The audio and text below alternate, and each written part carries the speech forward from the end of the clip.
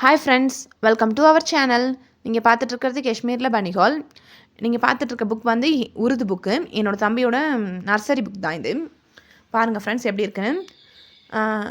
நம்ம ஸ்கூல்லலாம் நம்ம Tamil, English, maths, science, social படிப்போம். இங்கே பார்த்தீங்கன்னா Urdu, English, maths, science, social படிப்பாங்க.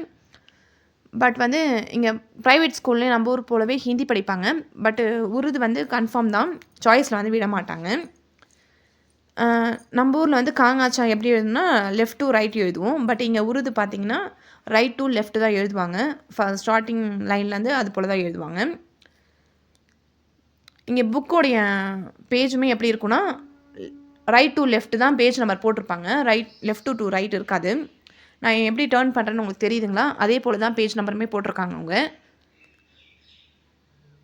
இது எனக்கு ரொம்ப டிஃப்ரெண்ட்டாக இருந்தது. பட் காஷ்மீரில் உருது படிப்பாங்கன்னு எனக்கு தெரியும். நான் இங்கே வந்ததுக்கப்புறம் இங்கே ஷாக் ஆனதே இது போல் புக்குமே டேர்ன் ஆகி தான் இருக்கும், ரைட் டு லெஃப்ட் தான் இருக்குன்றதே எனக்கு கொஞ்சம் டஃப்பாக தான் இருந்தது.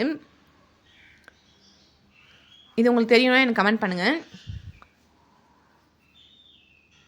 நம்ம ஊரில் பார்த்தீங்கன்னா இக்கு ப்ளஸ் கீன்னு வரும். அதை வந்து கா போட்டுட்டு மேலே ஒரு கோடு போடுவோம். அது வந்து சேர்த்து எழுதுகிற போல் இருக்கும் ஒரே எழுதி.